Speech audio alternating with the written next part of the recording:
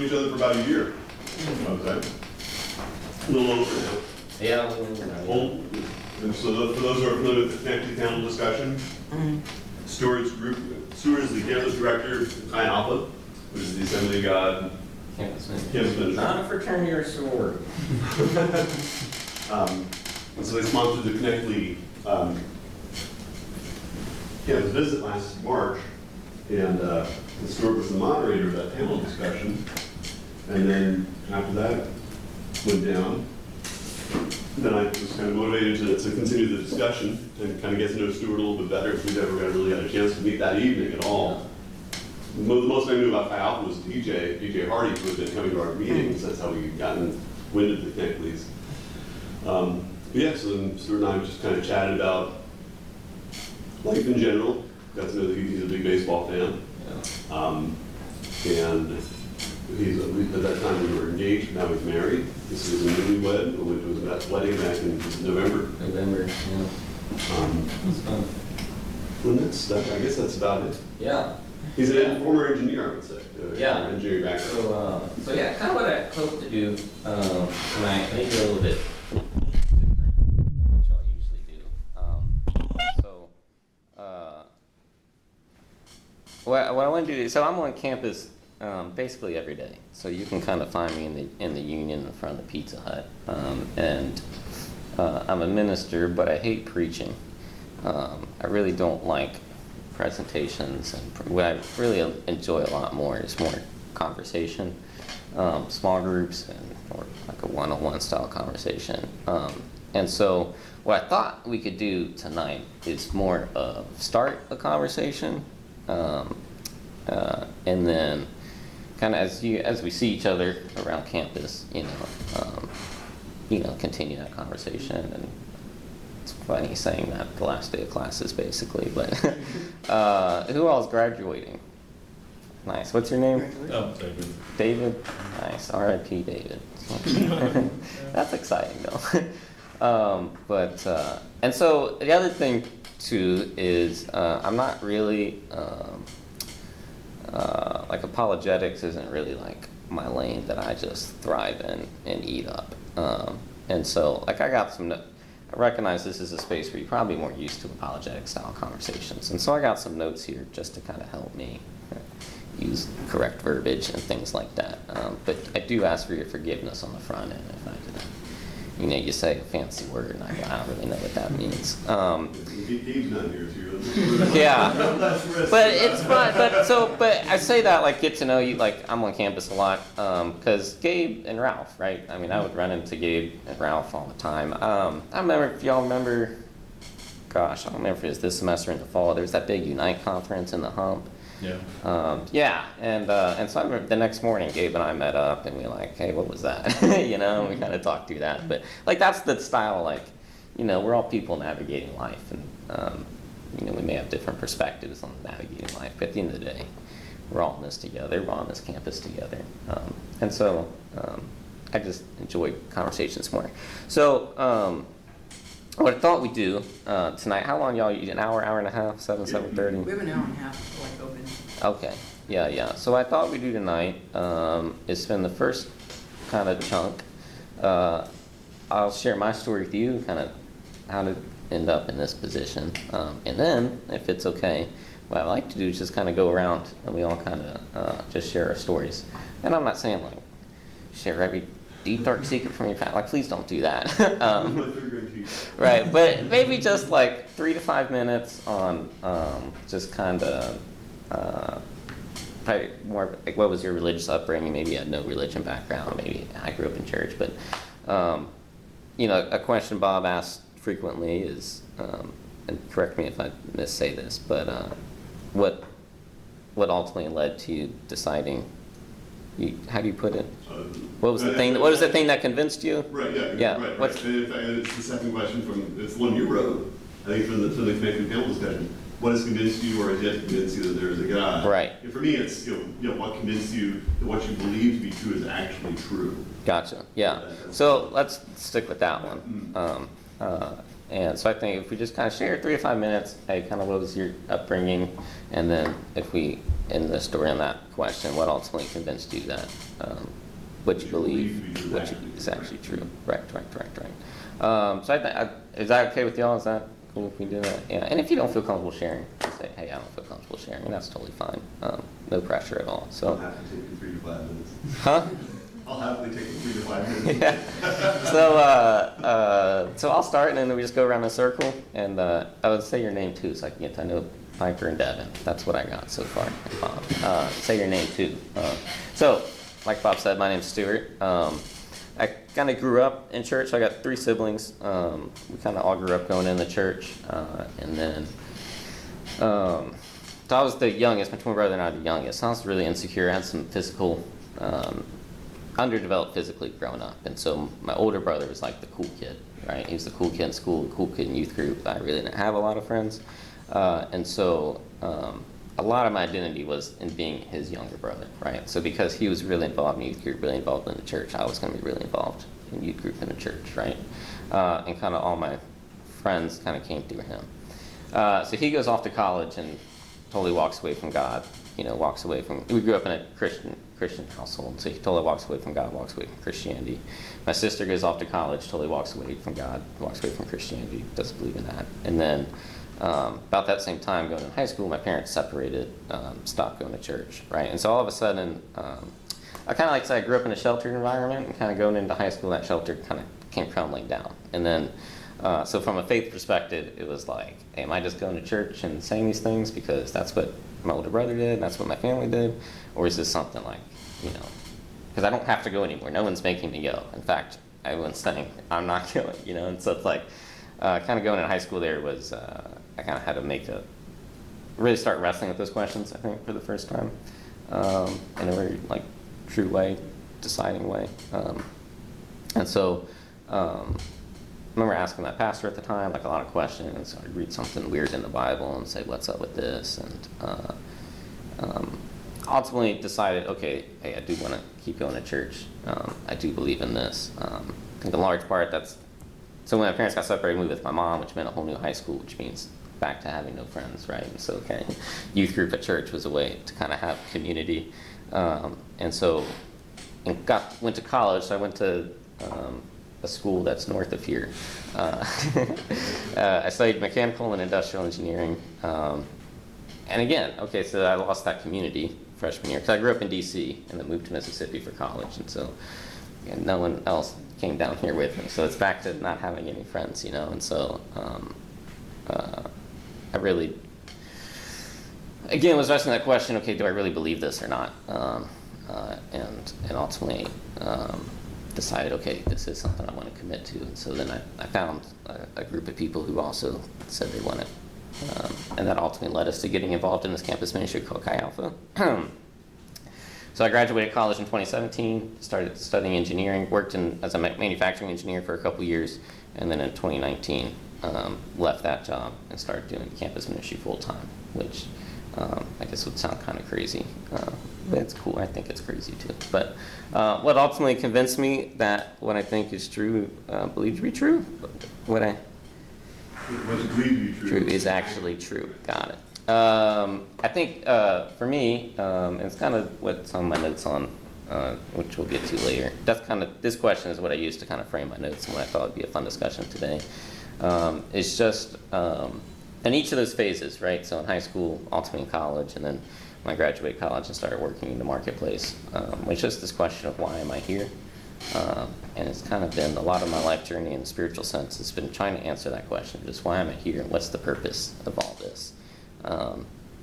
And ultimately, I found that answer through Christianity, and that through my faith in Jesus kind of is what fulfilled the answers to those questions. So, yeah. Cool. Surely that was definitely not 3 minutes, but very good. Okay. Shane, nice to meet you, Shane. I've never been religious. My father is more religious, but I think my mom and dad they're both Christian. But she apparently told our father when he was when we were born, it's like, hey, you can't teach them to be Christian. They'll make the choice when they're older if they want to. So I don't know. And my father, he came from a more religious background because my grandfather on that side, he had his own like little small church that he preached at until he passed. And so yeah, I've never been religious, and I've read about it, and none of it ever really interested me, the tenets of it, or it was just, I just don't believe in a all-encompassing higher power. I think things that happen are random or based on just random choice. Things that happen just end up happening because something else has happened or something leads to something else. There is no destined event or something that's going to happen. It's just things happen. Yeah. Cool. That's about it. Yeah, no, cool. Shane, nice to meet you, Shane. Nice to meet you. Cool. I'm Orion. I probably told this story a million times in here, but Yeah, I feel bad if you already heard this. Maybe you've already done this exercise. So I grew up Christian, probably Baptist, but I don't really know. I didn't like go to a church or anything. Just like my family was generally religious, and I was told, at the same time that water is blue, and so is the sky. Well, it was made by one guy, not perfectly rhymed.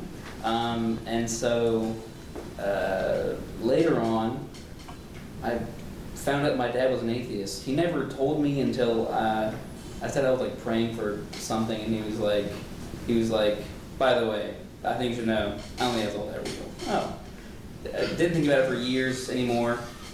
But I'd always liked science, and around like 5th grade, I started questioning how evolution and the story of Adam and Eve could both be true. Because I didn't get the flowery metaphor version of Adam and Eve. Literally everything was just like, this is how the history of the universe has happened. And so because I had these, at the time to me, stories that just couldn't go together, Mm-hmm. I was walking down like my driveway, the school bus dropped me off. And I was thinking about this, and I was like, I know, and I guess it really particularly gets to the why do you know what you think is true, is I started thinking about that. Okay, well, let's go out of the evidence. I know about evolution. We have some records, we have vestigial organs, or whatever amalgamation of evidence there is. And then I thought, I know the Bible is real, because, and then I thought there's no backup. There's just the Bible by itself. And I was like, oh, it didn't even feel like a big deal. It felt like that's just like Santa or whatever. They just told me that. Because that had also recently come about. At that, Tooth Fairy, and professional wrestling. That was actually way The bigger. professional wrestling got me as a kid too. That was such a heartbreak. It took the blow for God. Heartbreak, kids. Yeah. Yep. Stuart may not be familiar with your involvement with professional wrestling. That might not be. Yeah. Oh. How involved are you with Not really, just as a Okay. kid watching, Okay. every now and then. But I had one of my best friends growing up was like really deep into WWE and stuff. So Yeah. So I watched Monday Night Raw for years, and it was because my whole family was really into wrestling, because more deeply than any of them were into Jesus, probably. Like my grandpa was a pastor, but also he wrestled Hulk Hogan. No way. Before Hulk Hogan was that's Hulk Hogan, cool. he was Terry back then. I know Terry down the street. Terry. In stories, That's you funny. hear him say Terry, and you're like, you got Terry's going on? But That's funny. Terry's Cash App or something. But there's that, and then my dad started wrestling because he learned from my mom's dad. That's the pastor one who was a wrestler. Learned from him, and then my uncle, also on my mom's side. My dad owned a wrestling company and a wrestling ring. It was in my backyard when I was a kid. Nice. It was pretty killer. That lasted like a year. And so, but you grew up thinking this was real? Yeah. All this, okay, that's I've not heard that part of the story. So I guess that's a big part of it. Being real. Is I found out during the Kids' Choice Awards because The Rock was hosting, or John Cena was hosting, and I was like, it's crazy that he can also be an actor. And my sister was like, he's always an actor. And I was like, what the hell do you mean? So that actually legitimately was a bigger blow to my heart. Like, no, there's no way. When I realized that I don't believe in God, I was like, ah. Yeah. But The Rock? Was it John Cena with Fred? His movie? No, he was doing the Kids' Choice Awards, the slimy and. Well, I mean, like, Yeah, but he he was wasn't there in the movie, right? for He was Fred. in I thought he was a host. But he was also in the movie. I mean, yeah. Oh, why is he at the Kids' Choice Awards? He just likes Nick, I think, too. I think you're whitewashing John Cena's role. But yeah, that's me. Nice. Mostly wrestling a little god. Hey, by the way, my wife made cookies. So if you want to pass, so you can just pass the cookie plate as you. Pass the plate, no need for donation. So, there you go. Well, thanks for sharing, Ryan. Yeah. I'm Brooke. I guess I grew up both religious and non-religious because my parents didn't go at all. My dad was religious, my mom was not, but my Nana was the one that didn't go. So she forced me to kind of go, so she kind of made me religious. I would say I kind of never really believed the entire time because I was the kid that was sitting in the back and would kind of twiddle my thumbs until they tell you, go to Sunday school. I would go to Sunday school, just sit there again, twiddle my thumbs, wouldn't listen, wouldn't pay attention, wouldn't do anything with it. I just never like actually believed or anything like that, I guess you would say. I kind of treated it like school, is what it kind of felt like to me. Yeah. So then I got older. I kept going because all my friends are there. So of course I'm going to stay. I'm going to stick with it, keep going. And then I guess I want to say around 16, it felt like there wasn't a point because I didn't believe, and it just felt like I was sitting there with all these people who believed, and I just felt left out, and I didn't like that feeling. So I just kept going. So I guess now I just don't know. I don't have an answer. I can't say he is real, and I can't say he's not. Yeah. Because I feel like there may be too many coincidences, but it just doesn't feel like there would be one thing that would control it, one person that would control it. I don't know. Yeah. It's just hard to believe. Yeah. He's a 16-year-old Brooke, so if you didn't have that social group at the church, which, that's pretty common here in the South. What was your go-to then? Where did you find community? When I left, honestly, it's because it's when I met him. Mm-hmm. I was fully going while my friends were going, and then when I met Orion and we started dating and he told me he was atheist, which he told me he was scared to tell me at the time because he thought I would just leave. But I was like, when he told me that, I was like, okay, well that's actually a relief because I was like, here's actually what I was saying. So then it's like when he told me that it was like, you don't really necessarily have to, go and do this every day and it'd be like so it's just like when I met him, that's what kind of made me start slowly thinking, okay, maybe this is not something for me. A match made in It's, Mississippi. She's also a wrestling fan, so there's. Hey, that I also grew up watching wrestling Wow. every Monday. It was a ritual. Worked out. for my It took a family. lot of boxes. That's fun. What is it, Ryan or Orion? Orion. Orion. Okay, very good. Very good. Like the consolation. Gotcha. Cool. Well, thanks for sharing, bro. Yeah, that's good. Yeah. I'm Devin, the current president here.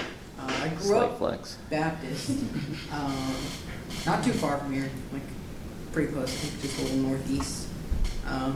Grew up Baptist. Both my parents were like pretty in the belief, but we never really went to church very commonly. Like it was very much like on and off. We'd have like half a year or so where we'd be going, and then like they'd get busy or something, and we'd stop going for a bit, and we'd start going again. There's a couple times where we'd move churches. I think because of drama. I never really asked them why move from one church to the other. Around like early high school, late middle school, I met Orion. I think the first place where I really talked about atheism, like, because he was a very I wouldn't say militant, but he was very like cleanly like just like I am atheist, like very kind of confident in his belief of like non-belief. He's just very confident around religion not being as true as it is, which I thought about at the time, but I grew up in a religious family. We went to church often enough, so I never really took it to heart. I've looked back into our conversations occasionally. There were points where we did argue about it. Never very seriously, like never really got out into too much anger, but more just like I'm saying like, well, I know it's true, like this and that and that. But as I grew up through middle school into high school, I started kind of questioning it more.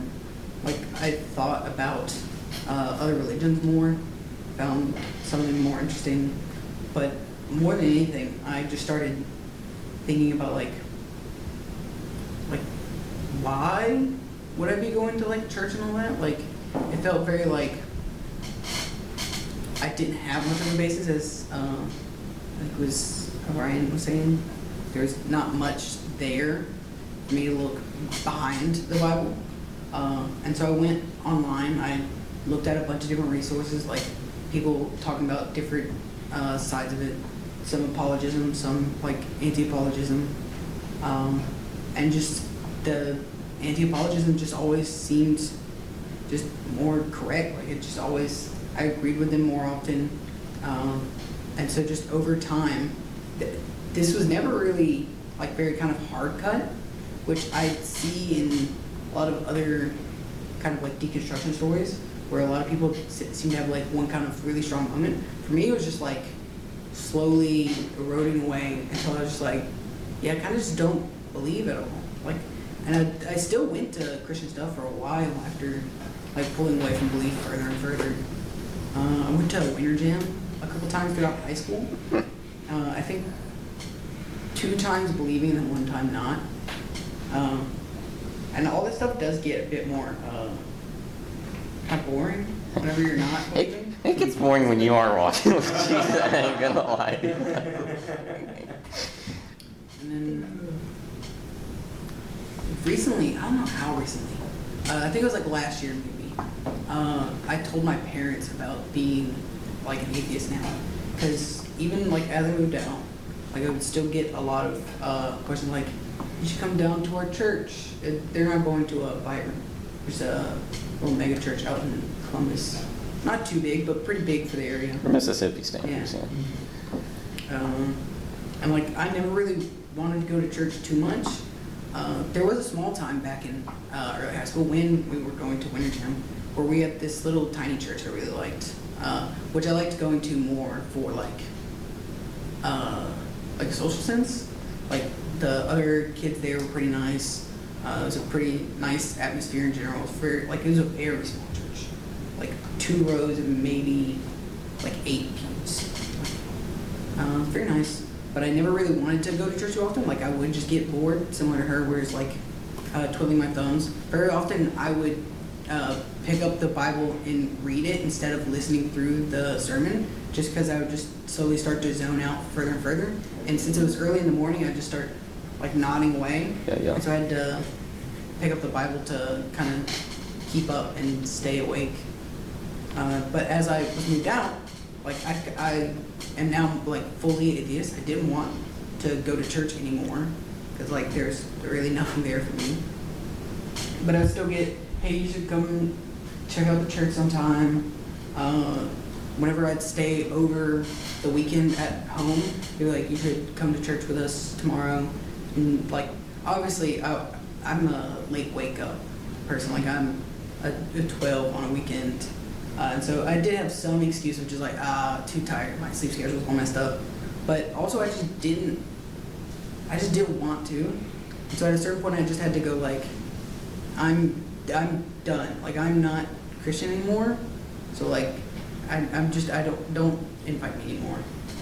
We had a big argument back in, I think it was near the end of last summer. Went through a lot of different stuff, mainly arguing with my dad about a bunch of different like family aspects. Because once you like pull away, like Christianity, it like pulls back a lot of different threads of like, we talked a little bit about like COVID, about like wanting to have kids, about like being like liberal conservative. Like once you start on one thing, it kind of like trickles out into every other kind of belief where I'd like come against them like on the opposite end of something. And I think that's everything. Yeah. Started going here a year or two back. I think like a year and a half about, because Orion started being the president. Great president. Pulled the club up pretty big. So I started going. Then he graduated, Gabe took over. Gabe's great. Gabe's And not now it's nice. my turn. That's not good. Not good at He's not really nice. And now it's my turn. I'm curious, just real quick, to Go ahead. expand too, how did that initial conversation, you said you told your parents, how did that happen? You know, what was the nature of it? Did you just like sit down, hey mom, dad, this, and that? And would you recommend your approach? Would you do it again in the same way, or would you perhaps alter the So, approach? I Or perhaps not do it at all?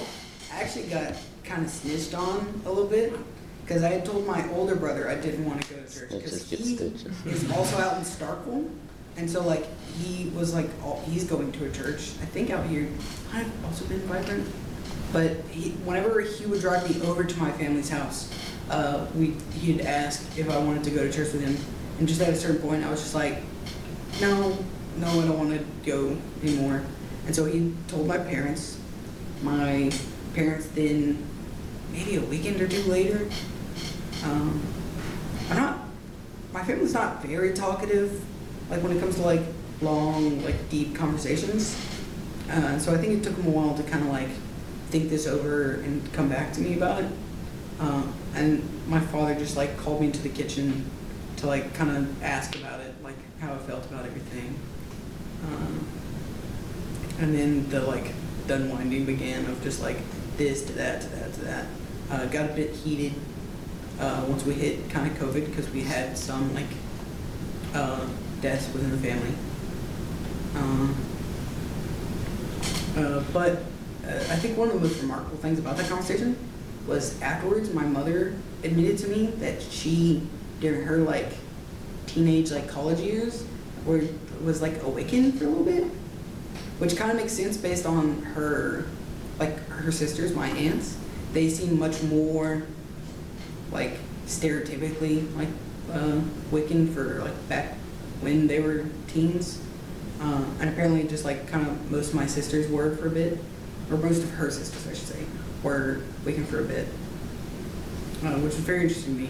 I always find it very interesting when my family like gives away some like history about themselves that I didn't expect, or like isn't directly connected to the idea of just being like general conservative family, Christian, like any like kind of pullback away from that I see from my family is very interesting. Generally I wouldn't recommend it, though as it was like a kind of getting snitched on thing, it's not really like I didn't intend to do it, and so it's hard to recommend to get snitched on. Right. So it wasn't a deliberate thing you did, right? But I think it was gonna come eventually. Like I think it had to really, because they are very like off and on again. So when they are on again, I get like question. And at a certain point, like I don't want to lie to my parents. I don't want to like say like I'm busy when I'm not or any of that. I just want to like be upfront. Hey, I am atheist. I don't want to go. And then the final question, what makes me think the reality I think is real is real. And generally it's that I don't tend to believe in a lot of supernatural like concepts. And so I generally stick to, I think what is real is very like close to like what can be proven real. Like I stick to like a lot of scientific things, like with evolution, that seems to be a very clear like scientific explanation of what happened. And so I believe that. And I try to stick to just what I can see, feel, hear, can get like serious evidence in the argument of, but beyond that, I try not to put too much stock in anything. Like I personally don't really believe in ghosts at all. I see it as a lot of like personal like fear and mental representation of like your emotions in a strong moment, like when it's dark. It's similar to that, or it's similar to Santa. I actually did believe in Santa like pretty long as a kid, so it was very fun that I also did that for Christianity. Like At it the was same time, like for the- atheist and then Santa, like which one came first? Santa. Yeah. and Santa went first. Santa went first. Yeah. But I think what was interesting about it was that I had the same like justifying mechanisms where like as I was believing in Santa less and less, it became more of like a, well, if he's real in my heart, then he is real. Like the same like pure faith belief in Santa rather than any conceptual like logical reasoning for Santa, which is very interesting as I became atheist and looked back and saw I did the same thing with God. But yeah, I just try to stick to a very, I don't know if simplistic or minimalistic view of the world, where like if it can be proven, I'll generally believe it. If it gets like argued against later with better evidence, I'll move to that. But I just try to keep it simple. Nice. Cool. Thanks for sharing, David. Yeah. Okay, yeah, my name is David. So I grew up in Romania, in Eastern Europe, in Bucharest, so my relationship with religion has been pretty different. Romania is more Orthodox, then Mississippi is Christian overall, quite the second most conservative country in the EU, very culturally Orthodox, like a lot of Romanian identity is built on the fact, right, Orthodox, as opposed to the Ottomans, who we were a vassal under the Knights of the Hungarian Empire, which was Catholic, and so on. Like, we are foundational, like in our national anthem, that's something that's mentioned. Like, the Romanian patriarchy is very heavily supported. We're a secular government technically, but like I had religion class in school. Like, the Romanian patriarchy is supported, like the patriarch, the state, not let's say, but like the religious institutions in the country are very directly supported. And it's also a very different culture about religion, because like I didn't grow up going to church, and most of the people I knew didn't grow up going to church, but they would have identified themselves as religious or Orthodox, because it was much more intertwined with the culture at large, like in a pretty hard way to explain, I would say. So I guess for me it was like, I mean, I grew up in that. I was, nothing too special about it. Like I was my experience with religion was pretty average. Like I remember even not having to pray when I was a kid, but praying when I was a kid. I prayed one time a week in public school because we had religion classes in Orthodox religious class. And I would say like around 11 or 12, I was like personally somewhat religious, like nothing too strong. Like I didn't go to church on my own. I don't know. Like I could have just walked down the street, really, but I just didn't. I mean, I also took part in other events, like like Easter. It has much more meaning to it. I want to say, like much more, like when it comes to the religious aspect of it, like and so on. Or Christmas, for example, or those holidays. Like we celebrate saints, kind of the same way the Catholics do. Like my middle name is Constantine, so like I know. May 6th is like my name day, like Saint Constantine, Saint Helen, and stuff like that. Like I think like January 3rd is Saint Andrew. I just happen to remember that one because everybody's named Andrew. That's just a very common name over there, so you can't get it. Anyway, so I kind of grew up in that, and most of my family is kind of that way too. Like not super serious about it. Sorry, there's a fly. Not super serious about it, but just immersed, like as usual in the culture. As I said, I did individually become a bit more religious around 11 to 12. Then I moved to Mississippi when I was 13, like 13 and a half-ish, no more than that, either way. And I moved to downtown Mississippi, in the middle of nowhere, northeast, in the woods. Everybody's Southern Baptist, and so on. That didn't on itself really change much. I would definitely say by this time my mother was like an atheist. She didn't never talk to me about it. We never talked about religion or whatever, but I know she is. I'll get into that a bit more, I guess. But for me, I guess when I was like 15, it really dawned on me. I would also say I grew up under a rock. Like I didn't know what atheism was. Like those are something exposed to me. For me, I would say, like, to this day, I call myself religious as opposed to necessarily atheist, because it was more like where I came to from my own like fundamental principles. It was not watching arguments. It was not having people telling me one way or the other. It was very much like an inward position that I took, because for me, the idea of being religious first, to me personally, fundamentally very fake. Because I cannot accept, I guess, almost the certainty in it, the like it feels like hopeless to me, to be honest, which is a bit contradicting to you know, to be Christian, but also to have this like supreme certainty in that this is, you know, what this means, and this is what it has to be, and this is how you have to act, and so on. It's kind of like the superimposed like certainty in it, really. And for like I'm not spiritual, but I would say like I'm very much more positive towards that, where it's, you know, just stringent or like more. Like even I would say like with the Orthodox Church, like they're much more institutionalized, and you have, you know, more rites and so on. But it does feel a bit more spiritual to me. So like if anything, if I was to be religious, I'll probably be like Orthodox or Catholic. Like I couldn't be Protestant because it does feel like more human. I want to say like more, you know, open to nuance, open to like, you know, the mystery of it all, so to say. Because for me, I'm very comfortable in things just not having answers. Because I know I've talked with one of my roommates went very hardcore Catholic, like, you know, right towards the direction, like very like official. I don't know how to put it. Anyways, and like Julie was like, you know, he tried to argue with me about like the, you know, like, oh, you know, can you answer like X, Y, Z that happened? I'm like, you don't have to answer it. Like if you cannot find an answer that's so satisfactory, you can just let it be, especially if it doesn't matter right here in the moment. Like, I'm a physicist by trade, so, you know, maybe the Big Bang happened. We don't know. Like, everything we know about the laws of nature it could be wrong, and that's fine. Like, for me, it's much more important to be intellectually honest than to just make up an answer because there has to be an answer. Like, I can very fine live with there not being an exact answer. So that's kind of where I came with it with religion. Like, on my own when I was 15, I was like, this was expected. I cannot do it. It's not, and I can be happy without that element in my life.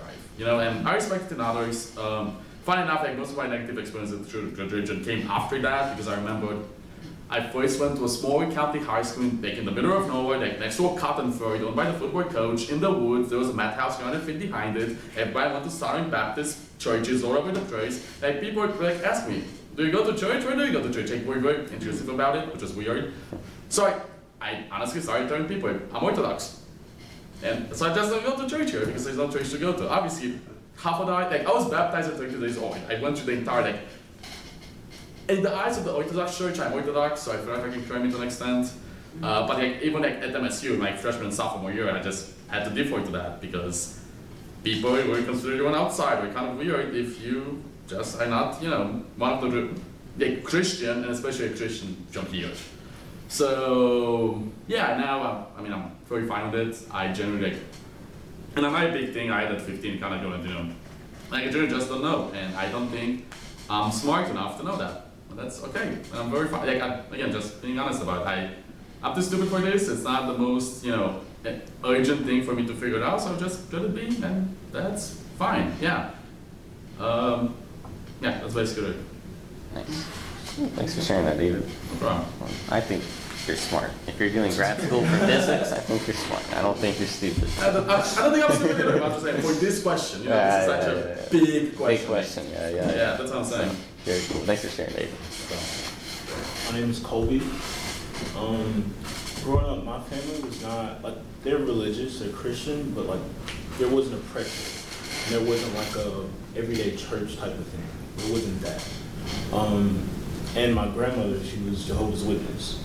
So this kind of exposed me to, like, critiquing, at least, like, Protestants in a way, because I remember, like, her talk about, like, the Trinity.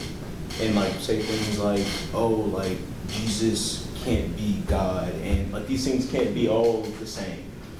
And so that just kind of made me, I don't know what the word would be, but like I was just kind of used to seeing Christianity not in the context of like you're in the South, everybody's Christian, it's in the culture. And so like half of my life I grew up in the Delta, and schools there are pretty bad. So I went to a private school in the Delta. And it was a Christian private school. And here it was just like, we did like the whole Greek, Latin, history was in like a Christian context, everything. But I just never like bought into it. We did like chapel and everything, but I just never believed in it. How many years was that? What grade did you go to? 5th grade. So, okay. This is 5th grade. But I would still call myself religious at this time. 6th grade, I moved to Central Mississippi. And this is kind of when the internet kind of got a little bit more like ubiquitous. Everybody was like kind of on YouTube or whatever. And me, like, I was kind of watching like philosophy videos and like politics and like religion. And I don't know, it just kind of made sense. And I would say around like 12, I was like, oh, okay, like, I'm probably not, this God thing probably isn't real. And I guess I expected something crazy to happen like the next week, the next day, the next month. Eventually I was like, okay, the hammer's gonna drop. Like, you're 12 and you're like, I know there's not a God, or like, I don't believe in a God. I was like, something has to happen. Like, I have to die, like tomorrow, something. But it didn't happen.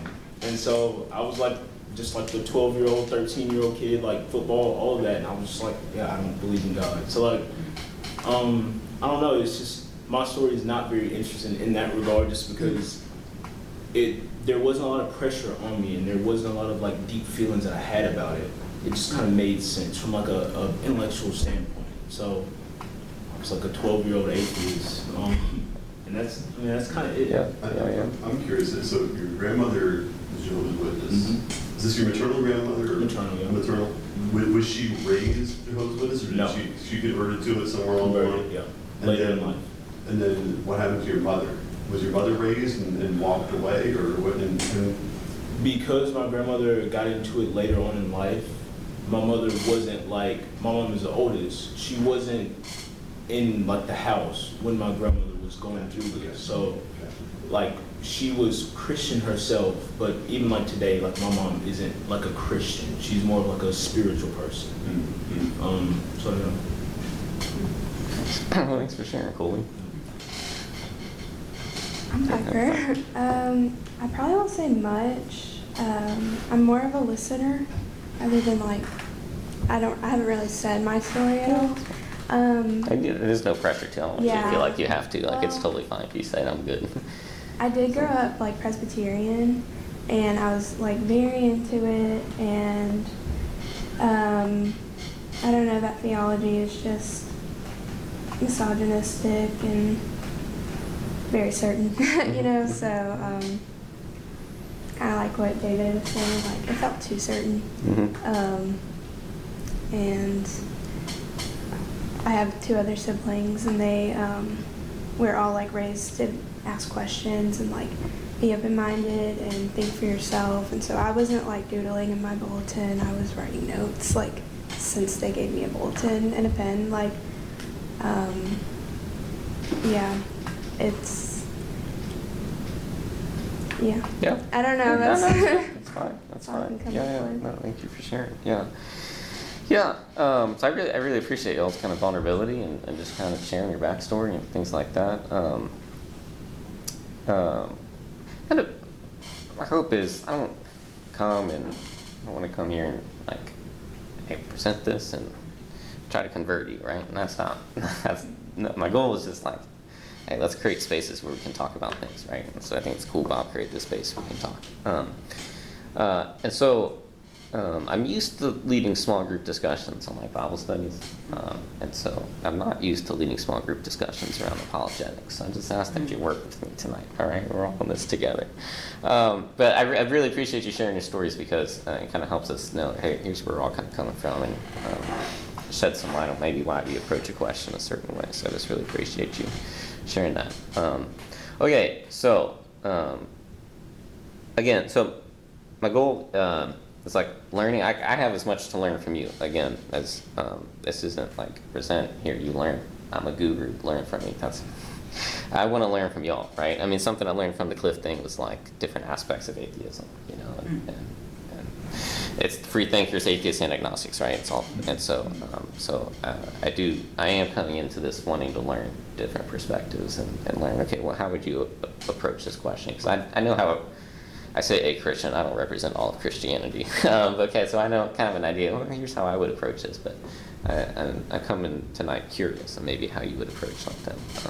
So let's just start big picture, right? Let's not even start Christian. Let's just start bigger picture.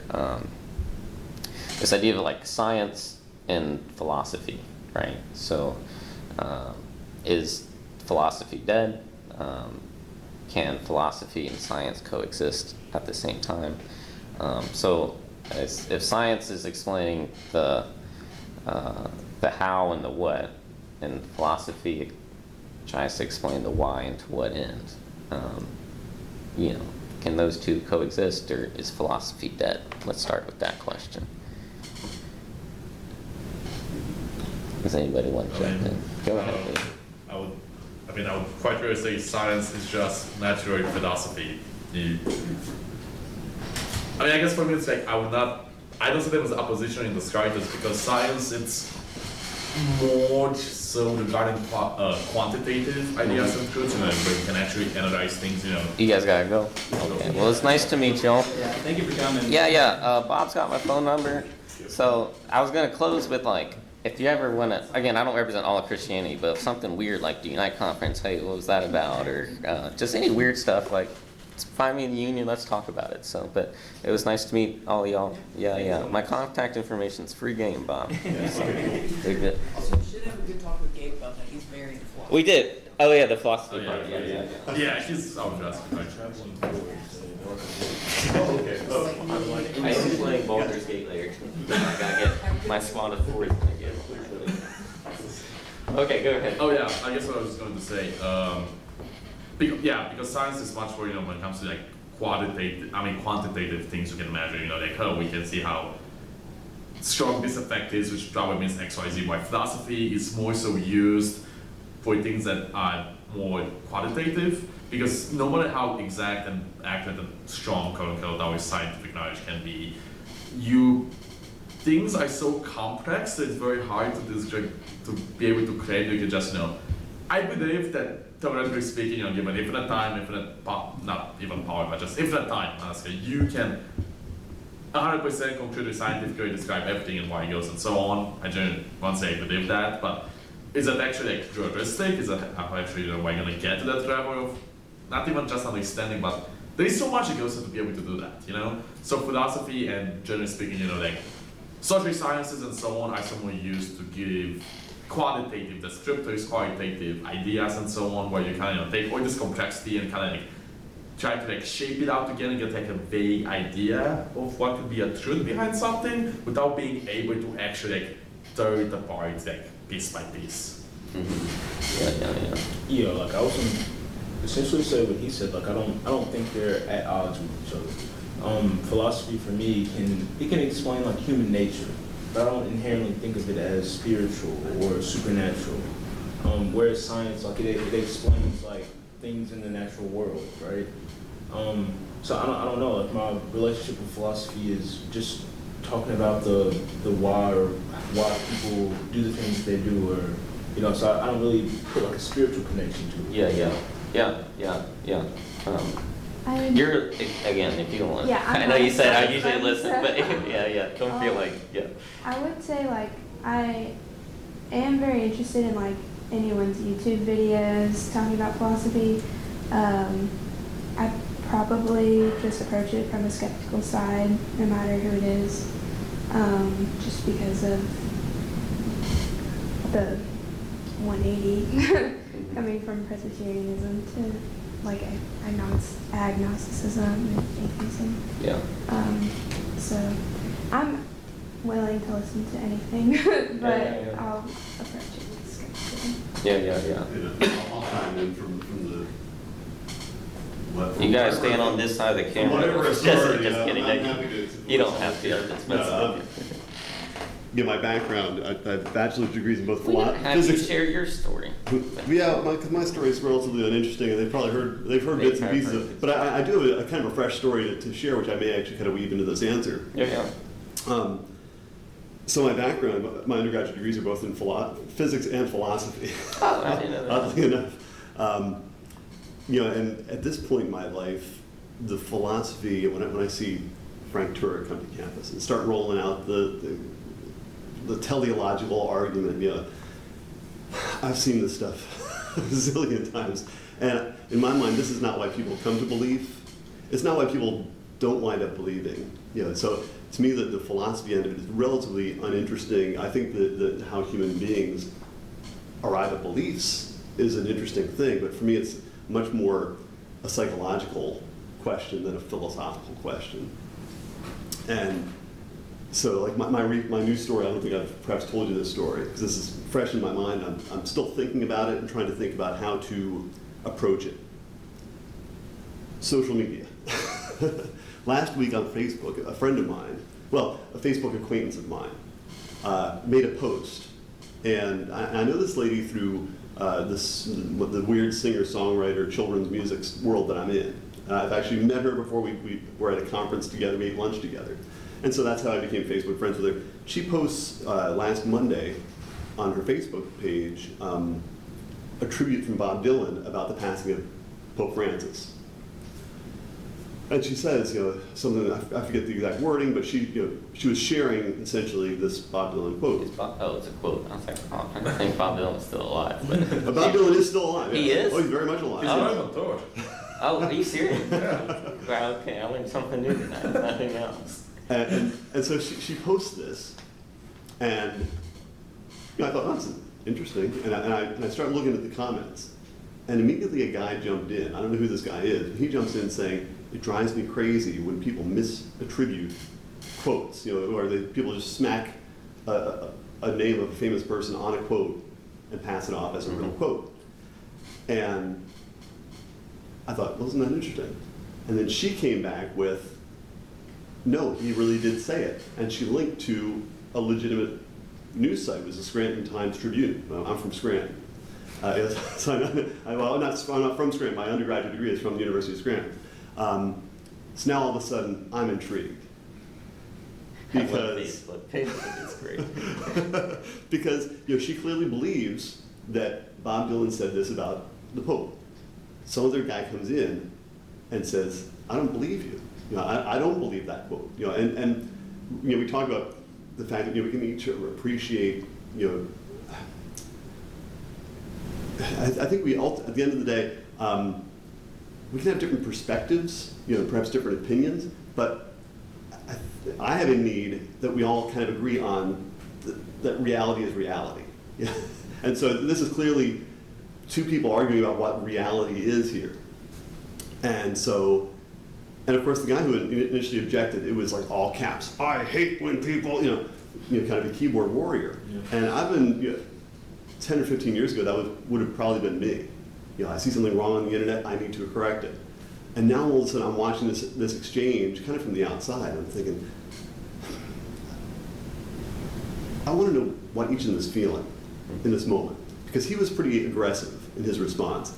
And that triggered a defensive response from her. But essentially I just said, hey Bob, well the guy's name was Bob, not me. What do you think of her response?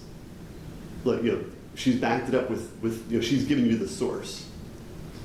But myself, I must admit, I was kind of skeptical, even though she'd given a source. Because I went to the source, I went to the link. And it was an opinion piece in the Scranton Times-Tribune that led with the Bob Dylan quote, and then went on with this guy's experience. This guy, the columnist, had gone to see Pope Francis when he visited Philadelphia. It wasn't about Bob Dylan at all. What's that? It wasn't about Bob Dylan. No, it was just kind of the Bob Dylan quote led, because Bob, and so, how would we figure this out? I want to know that reality that we all should be sharing. What's the process by which we actually establish what's actually true here? As far as I can tell, the best thing to do is actually to contact the author. Where'd you get that quote? And so I did. Sent off an email. Hey, Chris Kelly, opinion columnist for the Scranton Times-Tribune. I'm curious, where did you get the quote for Bob? Because this woman is quoting someone else is quoting. And so how do you get to that original? And so he sends back the next morning. I get an email back from him saying, I read it in Heather Cox Richardson, and a couple of Dylan friends of mine sent it to me on Facebook. He says, but now I think I may have jumped the gun. Let me do a little checking. That's kind of the way he left it. Well, immediately, once I got that response, and I responded to this whole thread now. I'm kind of trying to lay things bare and be transparent. Here's the facts as I know them. But then I also added my opinion. I said, my opinion is, I don't think this guy's got the goods. Because I read Heather Cox Richardson on a daily basis. Colby knows who she is. She's a historian from Maine who writes a column called Letters from an American. Yeah. I didn't remember hearing any mention of Bob Dylan in her column, and she is meticulous in her sourcing. Like anytime she attributes anything, she's got a whole notes column, whole thing. So immediately, my confidence in this guy is pretty low. And sure enough, later on that day, I get an update from him saying, "I've looked all day, like I can't back it up. I'm gonna remove the Bob Dylan quote from the top of my column. I'm gonna put an editor's retraction at the bottom of the column." I had screenshotted all this. Thankfully, I did, because by the time it even got to this stage, the woman who had initially posted it pulled it all down. And that, to me, was kind of sad, because I think it's instructive to have that out there. Because how many of us see something on the internet? For me, my opinion is that this was chocolate and peanut butter for her. She apparently loves Pope Francis, and she loves Bob Dylan. She's a singer-songwriter. And this hero is writing about a nice thing about this hero. Mm-hmm. Oh, that's got to be so good. And I really want to contact her and find out what her reaction was to this whole interchange, or this whole exchange. Clearly the one guy's approach wasn't good. But maybe my approach wasn't good either. And I've thought about this. Should I have just contacted her privately, like in a direct message, as opposed to putting it up on our wall? But also, I've done this long enough that I think, well, gosh, I actually do want more people to see this. I want to see the process. As far as I can tell, this is the best way to actually figure out what's really true. And to me, that's really important.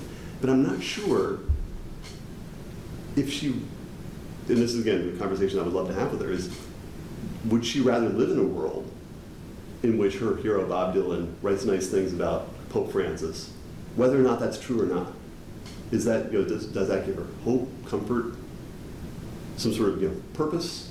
For me, this is the way I kind of view the world, is that I'm willing to forego all that. I want to know what's actually true, even if it's uncomfortable, even if I have to forego some of those benefits that might accrue from believing something.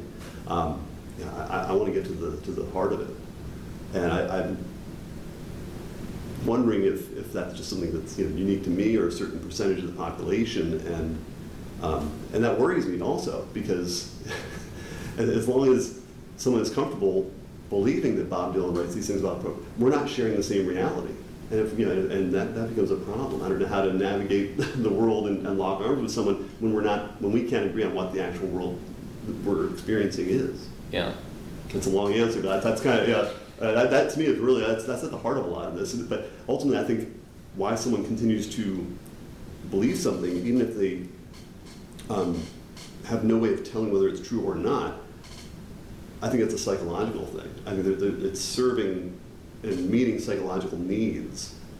And my question is there a way that those psychological needs could be met without having to believe these things? And or could someone realize maybe that psychological need is not quite as important as I thought it was? Could I deprioritize that? Mm-hmm. Mm-hmm. Well, can we run with that? Yeah, I mean, sure. that's not exactly what I had in here, but again, I'm more for discussion than a script to follow, right? So this is where I'm really interested in learning, right? We talked about psychological needs and how we can meet them, right? So as a campus minister, and we're going way off script here, if that's cool. As a campus minister, my full-time job, right, is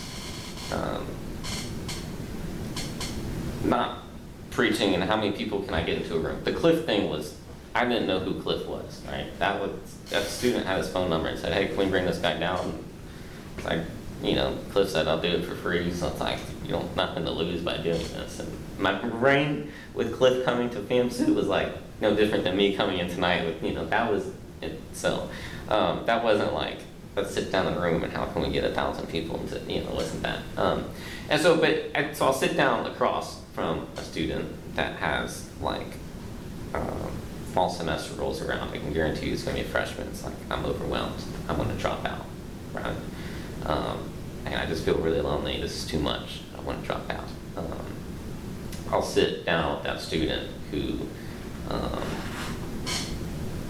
navigating a breakup, but not just like, oh, they broke up with me, but like really doubting their identity, right? And, you know, and that can lead to things like depression and things like that.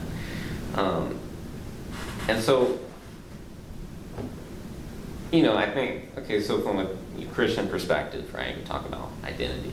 Okay, this is, you know, I can point to each identity in Christ and what that looks like, and just, you know, what that means, and or different emotional needs, right? And you know, here's how God can meet these different emotional needs, right? And so I'm curious, what is like growing up is, again, growing up in a Christian household, right? When I had these, I mean, I still do. We all have go through serious periods of depression and things like that, right? I guess like a lot of mine is like, okay, I can find like answers to these questions in the Bible, but like how do you? But so that's how I would answer that question, right? As far as like, so I'm just curious, what are alternatives like when it comes to like meeting psychological needs, emotional needs, things like that? And this is where I'm excited, really excited to learn. But yeah. I'll just say one thing. I do think like the Bible or Christianity brings community, and I think that is very beneficial for people. But it also brings like guilt within the theology of you're a sinner, and so leaving that and finding other resources that tell me I'm not a sinner and that I was just born into this world provides me more peace than like not knowing, Right. you know, like, because I know that nobody knows, you know. We can have strong faith, but yeah, I just know that every Sunday there's a lot of guilt. I also had a really bad pastor that was voted out of the church, so that was a big thing. But even going to like an Episcopal church, there's still like asking for forgiveness, and I don't think I did anything when I was born that like puts me in a spot to ask for forgiveness every day. I don't know. Yeah. That's totally get that. Yeah. I would personally say that having a faith, having a religion, definitely brings you, at least in my opinion, it brings you more. It meets your emotional needs a lot more like, immediately. Like it's more tangible. But I would say the alternative, for me at least, is humans, or making those connections with humans, because I think like an issue that I would have with, at least we'll just center on Christianity, is that you have to buy into it. Like it is a faith, it is a belief. So like something that Piper said, like she talked about misogyny, like in the church. Not saying all Christians, not even saying the majority of Christians, but like if she were to go to somebody in church and say like, ooh, I'm dealing with this, or I feel like some things that are being said are misogynistic, or I think that conversation would, you know, go in a direction where she's not making a connection with that person, that person isn't speaking to her issues directly as a human, but it always goes to God. It always goes to spirituality and the faith itself. And I think, you know, especially being non-religious for as long as I've been, I can see like, you know, even just her, like just because she's later, you know, in her journey, it's like, I can see this is a person that she's looking for that connection, or she's looking for that community. And I think the alternative is just to connect with humans on their level. And, you know, for me, I just don't see faith as being a part of that, or it doesn't have to be a part of that. Yeah. So there's a question basically like what other alternatives are to petition for, like to go through? Okay. Emotional, psychological needs. Yeah, okay, just making sure. Okay, Yeah, okay. Mine, I guess, is a bit intense and insane even. So, Safe space. yeah, has anybody here like Dostoevsky by any chance? Yeah. Like Brothers Karamazov kind of stuff. And it's funny because Dostoevsky, like, he was religious. He was an atheist and a socialist at first, then he got imprisoned by the Russian government for anti-Russian activities, like, but by the Tsar. Then he was going to be executed, got his execution commuted. The day before his execution, went to a gulag for about 5 years in Siberia in the mid-1800s, and then he came out Christian out of that. And a lot of his guidance is informed by that, because, again, I'm not even Christian, but I would definitely take a very similar stance to him, where it's, feeling, sorry, I'm trying to put it away. And I would also say, I've had a good amount of pretty bad life experiences. I mean, for example, like I had to have sinus surgery the day after my final exam, my fourth semester junior year. I didn't take the exam, had to go get sinus surgery after I had like chronic sinus pain for 3 years, like stuff like that. That's not even the worst of it. But for me, it's very much just, there's not really any alternative, I would say. Like that's what it is, and that's fine, and that's in a way even good. I don't want to say it keeps it interesting, but it's just going through human experience, if that makes sense, I guess. So like for me, it's very much, like, I'm trying to put it well. I guess love for existence in itself, as in there's nothing, like there's no other option, there's no other choice to take, at least for me, as far as I can see. It's just, making the best of what's being offered and trying to, put a good path forward, I guess. Like it's, I don't know, very simple, very like, it's not, because for me it's not even about finding comfort, like it's, like suffering sucks. I don't want anybody to be sad, I don't want anybody to feel bad. That's not the goal, that's, if anything, a goal would be to avoid that in a way. But at the same time, I guess it's a radical acceptance of that, because it's kind of the, reality, and I would say, especially with perspective from me, like I have it so very good. Like I don't know, like my grandfather was only one of 8 to graduate high school. He grew up in the poorest region of Romania to this day. Even he didn't have shoes to go to high school with, and where he was swapped occupation zones during World War II, and when the Soviets came through, they basically took all their crops, so they had to live off sheep for 4 years. And I don't know, that was bad for him, but he made it through. So that's kind of my take on it. It's just, whatever is there to do. There's no alternative, And as I said, I think that at least I'm quite ready, not coding, but implying the Dostoevsky in this. So it's not just like a non-religious mindset to have, I guess, because you can never find that into religion. But I just think, I know how I say it. Yeah. I had it, the shot was too tight initially, so I wasn't seeing that. Now I want to be sure that I do indeed exist. So I'll preface by saying, atheism is just the answer to one question. What other people, beyond that, then, for me, I'm definitely a humanist.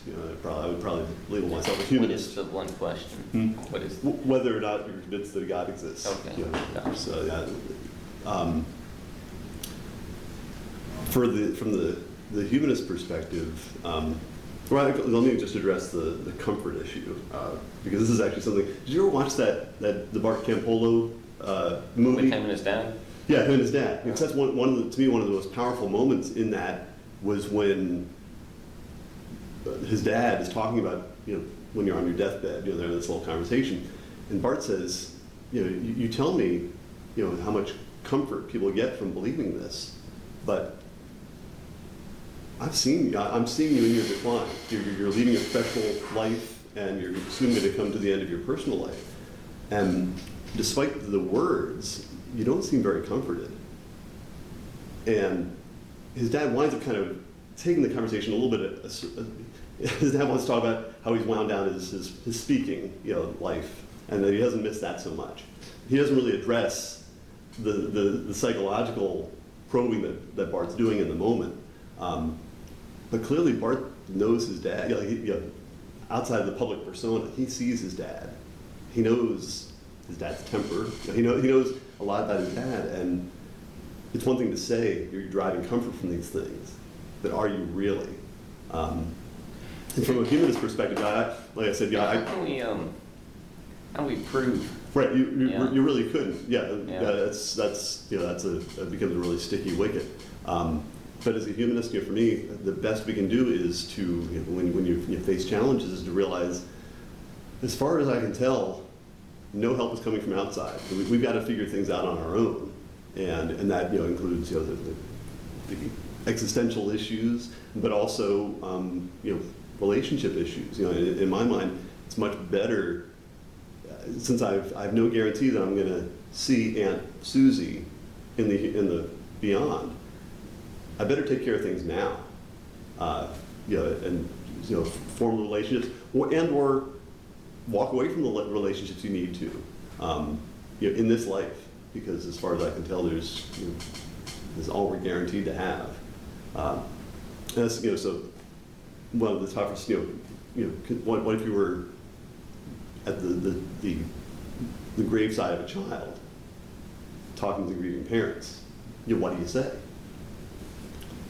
In my mind, it's unethical to present as true something that is not true, or that you don't know to be true or likely true. And so I don't think it's kind of cold comfort to tell somebody, oh, the child's in a better place, or any of the many cliches.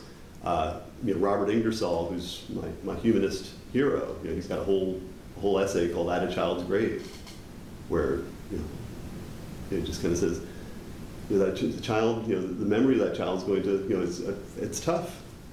It's not fair that this child didn't get a chance to live to a ripe old age, et cetera, et cetera. But you have the memories, and the pain will subside. You come back to this grave every year, and the loss will sting just a little bit less. And as far as that's the most honest thing to do in that moment. Yeah. How do we, David, you already touched on this, but those mysteries of things we can't prove. And so, for example, I can't prove God, right? I'm not going to sit here and pretend like I can prove with certainty that God exists. I think an element, I guess for me, with faith is not this certainty, right?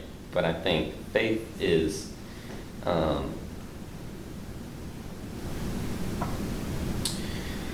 I guess God, divine revelation, right? For example,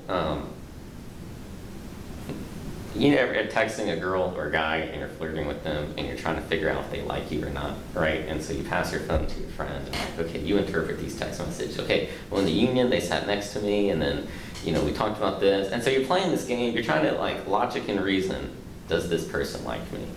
And with enough events and text messages and events, you can get with logic and reason, I think this person likes me.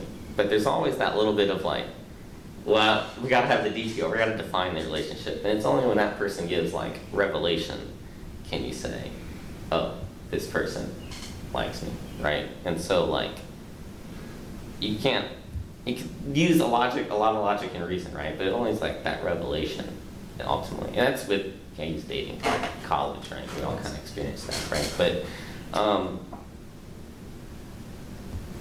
and so that's just one example of an abstract thing. Friendship, right, is this abstract thing. I can't prove that we're friends. It's only with revelation that I can show that. Only if Colby reveals to me, yes, this is my friend, Stuart. And so in this realm, I think there's a divine revelation, right, of God's will. And I think that comes through tradition and scripture is kind of how that revelation is revealed. So then faith then is not this just acceptance of information that's true, but rather faith is accepting that invitation into God's will. And so that's why I say I can't prove that God exists, because ultimately I don't think you can logic and reason your way all the way. Hey, we can talk about logic and reason and the logical and reason I use to get close. But ultimately, it depends on this revelation how would you know if that person didn't like you, that person in the union? I can like, I mean, if they're yelling at me, I can like, you know, the dude. Right. Yeah, so but there's a ultimately, way that you would go. So if you believe that person, I think they like you, but you have a way of determining that maybe actually I may be mistaken in this. and ultimately, it comes to this relying on what they need to reveal to me, whether.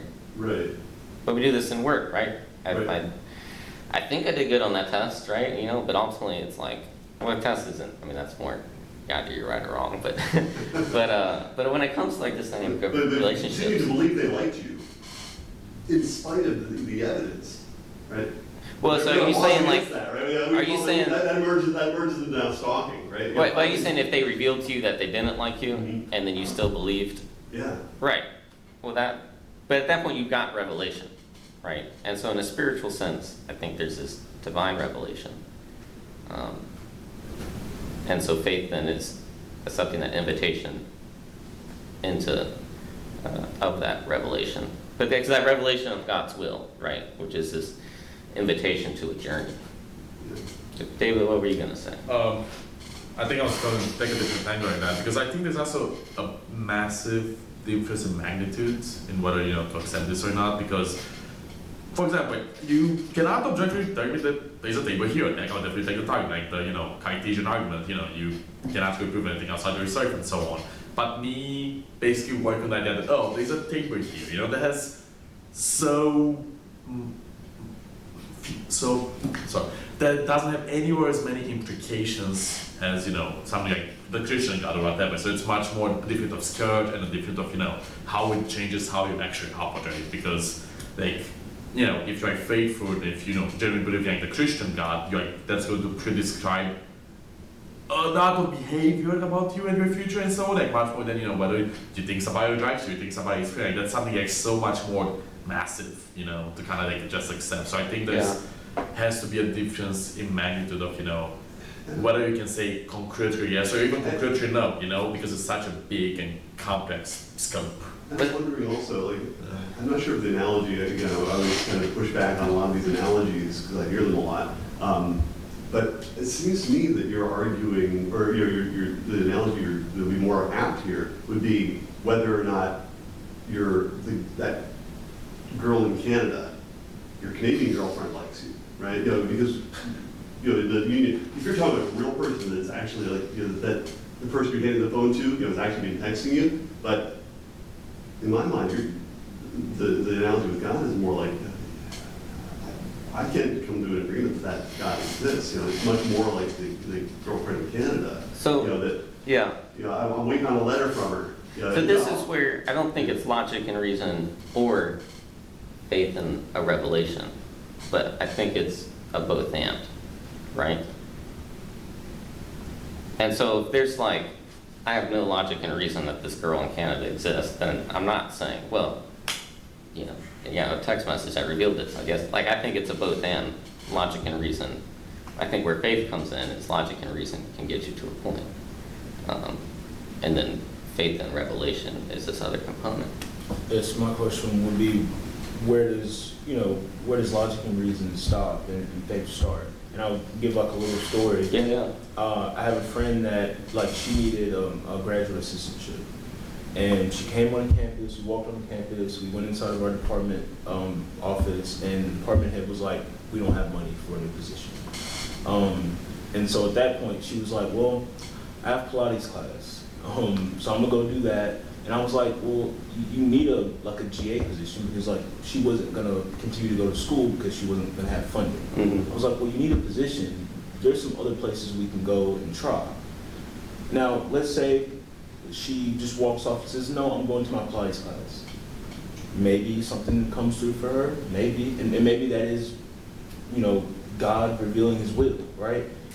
But I made her go to different places, this department, to graduate school, whatever. And this week, she got a GA position. She got accepted to a place that I vividly remember walking in the doors, and we talked to the people, and hey, I want to apply for a position, So I guess my thing is, it seems like it's kind of like the God of the gaps, right? Wherever you can fill in that divine that divine will, you kind of just do that. But, just using that story, it's like, well, if we didn't go to the place that I told her to go to, or, if I didn't make her kind of stay on campus and Right. continue to. This didn't just fall out of the sky. Yeah. Colby was unwittingly an instrument of God's will, right? But if it didn't work out, though, that's the thing, we count the hits and forget the misses. Yeah. Right? So if it didn't work out, she walked away and she couldn't go to school, you wouldn't be telling me the story. Yeah. Yeah. And one thing I do want to make sure I'm clear on is that, I appreciate what Stuart is. First of all, Stuart, like, when I've suggested things to read or watch, Stuart has actually done it, which is really cool, because I don't necessarily get that when I engage with believers. But also, I could be mistaken about this, but your approach is such that you're not so confident that you're right that you think that this should be in public school classrooms. Well, yeah, we agree with Christian nationalism. Yeah, and that's this is an important thing. So Yeah, I think the First Amendment that people should be allowed to believe what they want to believe. I'm willing to engage in conversations, but I'm not going to twist anybody's arm to stop Right. believing that. But I also want them to recognize that that there are limits. Then, if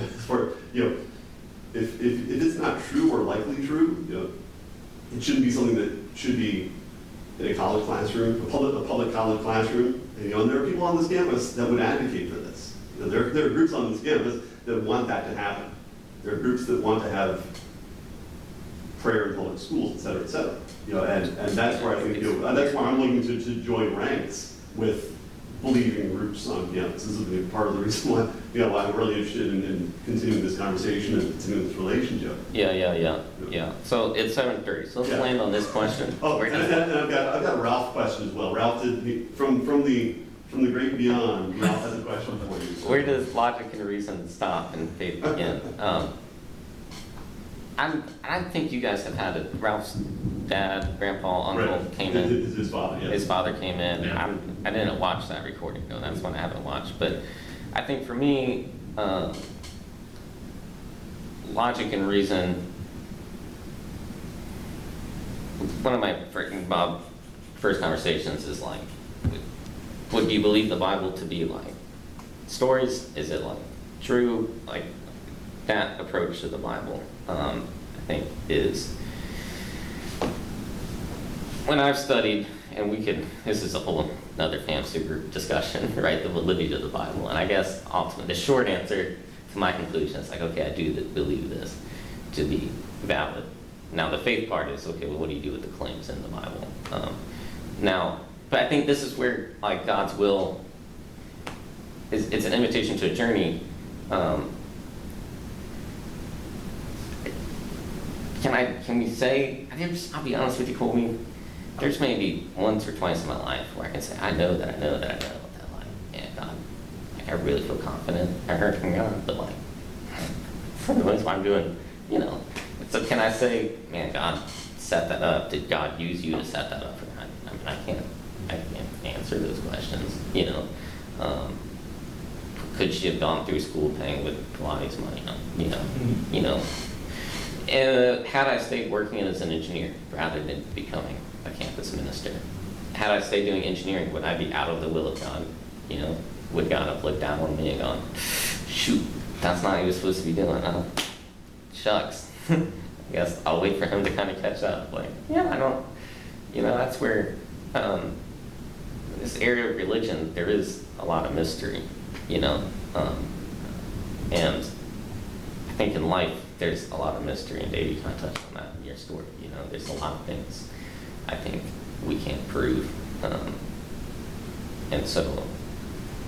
I'm not expecting science to prove, and I'm not saying, well, philosophy can answer questions that override science. Ultimately, I don't think one overrides the other. I just want to make sure I'm not trying to answer the question of why with science. I'm not trying to answer the question of how and what, with philosophy and religion, yeah. Are you ready to answer the question from Ralph? Ralph's question is what we're going to land on. If I can ask a question from the group, how has his involvement with Chi Alpha and interacting with people of differing and no faiths shaped his own? Have fun at the meeting. Yeah. Shaped my own, yeah, so how have all my interactions how with is different. how is his involvement with Chi Alpha and interacting with people of differing and no faiths shaped his own? Yeah. I think I grew up in the church, real gung-ho, get all the right answers. You know, what you get Bible quiz, you get the right answer, right? That's what I mean by right answers, is answer whatever the Bible quiz question is. Family walks away from God, right? So now it's like first exposure to alternative viewpoints, really. And then, so at first it was offended, you know, anger was like my natural, like how dare you say that about, you know, the Bible, or how dare you say that, like it led to heated arguments, which I think Devin touched on with his family, right? And you were a teenager at this time? Yeah, I was 12, 13, yeah. Except in, it's like reversal of Devin's situation. I remember getting heated arguments with my dad, so that was the Christian. So this is a not the pretty Christian. abrupt about faith on the part. Yeah, in my head, like, oh yeah, we're one. I remember when the first time my brother came back from college, Christmas break, his freshman year, and said like, oh yeah, I don't believe in God, all that's made up. I remember that sense of shock, like, it was this very, because again, a lot of my identity was in that, and so it was like this chattering, and I remember my sister came back from college, I think it was Thanksgiving, Christmas, she invited me to, she got up with their old high school friends for a party, and I went, and I remember just like hearing about, you know, that was kind of where I realized, oh, my sister isn't this angel, you know, it's like in a Christian sense, right? And then same thing, my twin brother my freshman year, right? And then my parents' divorce was, you know, separated going out of high school. So it was like all right in that time frame. So I remember individual moments, but overall it was a course of 3-4 years. And so I get to college, get involved, that's when I got involved in Chi Alpha the first time, was really my sophomore year. The freshman year, found friends, went to church every Sunday, you know. That's when I started developing a lot of frustrations with church. It's because it's like, what are we really doing?